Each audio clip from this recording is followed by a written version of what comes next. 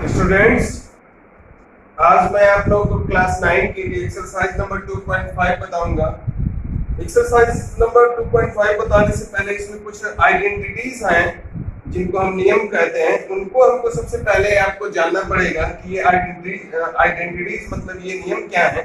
तो सबसे पहला नियम ये है कि यदि एक चर x हो दूसरा चर y हो, इसमें तीन चर लिए गए हैं। यहाँ पे देख सकते हैं कि तीसरा चर z भी है। तो अगर हम दो चरों के सम का स्क्वायर करें, दो चरों के सम का स्क्वायर करेंगे तो उसका जो नियम है वो क्या है। पहला तो ये है कि पहले चर का स्क्वायर धन दूसरे चर का स्क्वायर धन 2 इंटू फर्स्ट इंटू सेकेंड। ठीक है, तो ये पहली आइडेंटिटी ये है कि यदि दो वेरिएबल लिए गए हैं x और y और उनको सम करके और उनका स्क्वायर करना है, तो उनके लिए रूल क्या है। तो रूल ये है कि पहला वेरिएबल x का स्क्वायर प्लस दूसरा वेरिएबल y का स्क्वायर प्लस 2 इंटू ये 2 आपको अपने पास से ऐड करना है 2 इंटू एक्स इंटू वाई, मतलब दोनों ही वेरिएबल्स का मल्टीप्लीकेशन और दो अलग से मल्टीप्लाई होगा। उसके बाद अगर यहीं पे प्लस की जगह माइनस होगा, इसका मतलब subtraction of these two variables. तो उसके इसमें क्या होगा कि यदि x माइनस वाई का स्क्वायर है तो हम क्या करेंगे, प्लस यहाँ भी जैसे पहले था फर्स्ट रूल में वैसे सेकेंड रूल में भी यहाँ भी प्लस ही रहेगा। तो square of first variable plus square of second variable minus 2 into first into second, मतलब 2 तो आपको मल्टीप्लाई करना है और यहाँ पे प्लस की जगह पे माइनस हो गया है। बाकी दोनों रूल में सेम टू सेम सब चीजें हैं, केवल ये है कि प्लस वाले में यहाँ प्लस रहेगा, माइनस वाले में यहाँ पे माइनस रहेगा। उसके बाद स्टूडेंट्स थर्ड जो आइडेंटिटी है वो x square minus y square.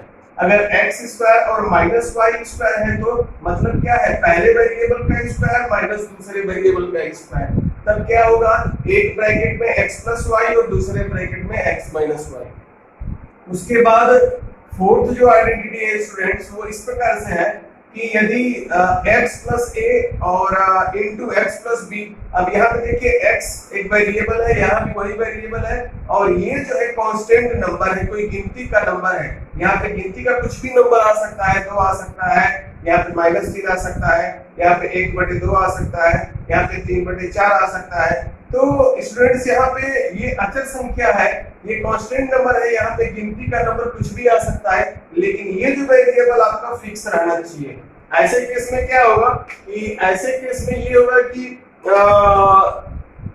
इस वेरिएबल का स्क्वायर प्लस इन दोनों ही कांस्टेंट नंबरों का add into x into plus दोनों ही जो कांस्टेंट नंबर का प्रोडक्ट मतलब मल्टीप्लिकेशन। तो आपका ये फोर्थ रूल हो गया कि अगर इस प्रकार की कोई संख्या दी हुई है, दो ब्रैकेट में पहले वेरिएबल के साथ एक अचर संख्या जोड़ी गई है, फिर उसी वेरिएबल के साथ कोई दूसरी अचर संख्या जोड़ी गई है, दोनों अलग अलग ब्रैकेट में हो, तो इसका फार्मूला ये होता है कि वेरिएबल का स्क्वायर कर दो और उसके बाद दोनों वेरिएबल को सम कर दो और इसके साथ में ये दोनों वेरिएबल का सम इस x का कोफिशिएंट होगा। उसके बाद इन दोनों ही कांस्टेंट नंबरों का मल्टीप्लिकेशन मतलब प्रोडक्ट होगा। उसके बाद स्टूडेंट्स अब तीन वेरिएबल का आपको फार्मूला ये है कि अगर तीन वेरिएबल हो x, y और z और तो तीनों के ही सम को स्क्वायर करें तो इसके लिए क्या आएगा, अलग अलग x square plus y square plus z square plus 2 into x into y plus 2 into y into z plus 2 into z into x. उसी तरह से अब तक हम स्क्वायर के फार्मूले पढ़े थे, अब हम क्यूब के फार्मूले पढ़ेंगे। मतलब कि वेरिएबल का घात अगर 3 हो तो क्या होगा, अगर वेरिएबल का घात 3 हो और दो वेरिएबल को जोड़ के उनका घात 3 करते हैं तो उसके लिए क्या फार्मूला है कि पहले वेरिएबल का क्यूब प्लस दूसरे का cube plus 3 into x into y. इसका मतलब पहला वेरिएबल इंटू दूसरा वेरिएबल और ब्रैकेट में जो चीज जोड़ी गई है वही यहाँ पे ब्रैकेट में कर देंगे। उसी तरह से नेक्स्ट जो आइडेंटिटी ये है कि अगर यहाँ पे प्लस की जगह माइनस हो जाए, मतलब पहला वेरिएबल माइनस दूसरा वेरिएबल उसका घात 3 है, तो क्या होगा, x cube minus y cube -3 × x × y, मतलब इन दोनों वेरिएबलों का मल्टीप्लिकेशन, और फिर x - y है तो यहाँ भी x - y कर दीजिए। उसके बाद जो लास्ट आइडेंटिटी है वो ये है कि अगर x³ + y³ + z³ तीन वेरिएबल इसमें भी हैं और तीनों का अगर 3 घात है और -3 × x × y है, तो उसके लिए एक फार्मूला ये होगा कि पहले तीनों वेरिएबलों को जोड़ा जाएगा, मतलब x + y + z, उसके बाद तीनों को अलग अलग स्क्वायर किया जाएगा, मतलब x² + y² + z, उसके बाद एक दूसरे का मल्टीप्लिकेशन हो जाएगा, -x × y - y × z - z × x। शुरू कर रहा हूँ। एक्सरसाइज नंबर 2.5 में जो फर्स्ट क्वेश्चन है उसका मैं फोर्थ पार्ट लिया। फोर्थ पार्ट ये है कि आइडेंटिटी का इस्तेमाल करके, मतलब नियमों का इस्तेमाल करके आपको सॉल्व करना है। जैसे कि दिया है कि मैं फोर्थ पार्ट लिया हूँ y² + 3/2 और दूसरे ब्रैकेट में लिया है y² - 3/2। देखिए यहाँ पे y² है तो यहाँ भी y² है, यहाँ पे 3/2 है तो यहाँ भी 3/2 है। अंतर ये है कि यहाँ पे प्लस है माइनस है। आप पूरा आइडेंटिटी ढूंढिए, क्या इस प्रकार का कोई यूटिलाइजेशन है? हमको दिख रहा है यहाँ पे है, अगर x + y और y + z, y की जगह यहाँ पे x की जगह पे यहाँ पे y² है और y की जगह पे यहाँ पे 3/2 है। तो अगर ये पता है तो इसका रूल ये होगा, इसका मतलब पहले वेरिएबल का स्क्वायर और माइनस दूसरे वेरिएबल का स्क्वायर। तो वही हम कर देते हैं। आइडेंटिटी नंबर 4 हम इस्तेमाल करेंगे थर्ड, और इसका आंसर निकाल लेंगे। राइट हैंड साइड दिया है आपको, लेफ्ट हैंड साइड उसका रूल होगा, लेफ्ट हैंड साइड आपका आंसर होगा। तो y² का स्क्वायर माइनस 3/2 का स्क्वायर, तो y² का स्क्वायर होगा तो क्या होगा y⁴, और 3/2 का स्क्वायर अलग अलग करेंगे तो 3 का अलग से स्क्वायर करेंगे तो 9, और 2 का स्क्वायर करेंगे तो 4।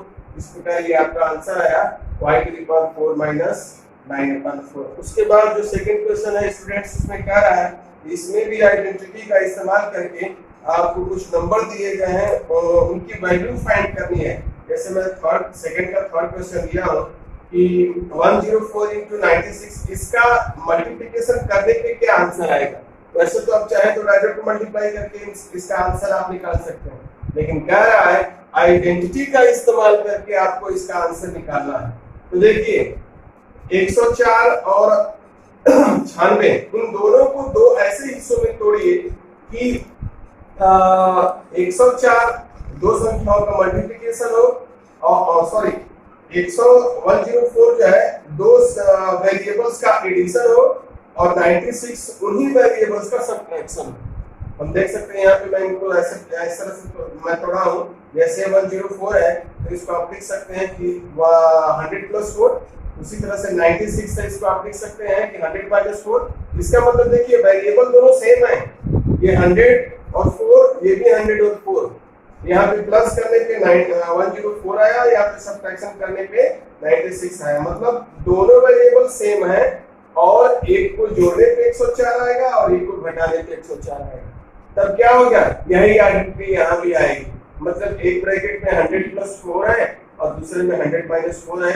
तो आपको आंसर क्या मिलेगा लेफ्ट हैंड साइड में जो है वो, मतलब 100 का स्क्वायर - 4 का स्क्वायर। देखिए 100 का स्क्वायर - 4 का स्क्वायर इक्वल्स टू 100 का स्क्वायर मतलब 10,000 और 4 का स्क्वायर -16।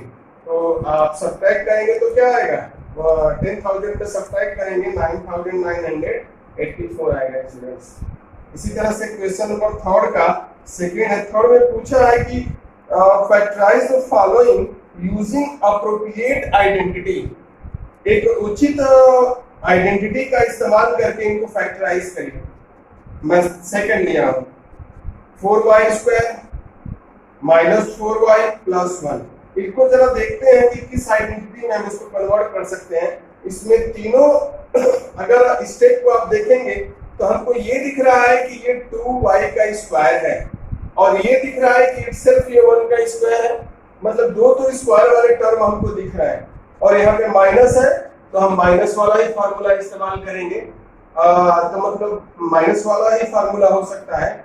और 4y कैसे आ सकता है कि -2 × फर्स्ट जो आपका टर्म था वो 2y का स्क्वायर था, तो यहाँ पे 2y और सेकेंड जो टर्म है वो 1 का स्क्वायर है तो मल्टीप्लाइड बाई 1। इसका मतलब है -4y कैसे आया है कि फर्स्ट जो टर्म था 2y और सेकेंड टर्म 1 और उसमें 2 से मल्टीप्लाई करने पे ये पूरी संख्या आ जाएगी।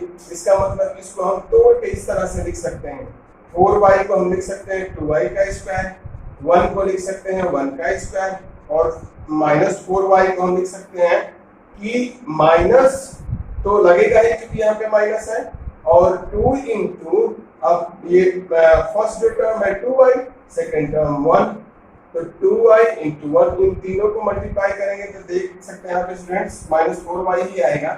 इस तरह से ये फार्मूला किसका हुआ, first term minus second term का स्क्वायर, तो 2y -1 का square. Okay students, thank you.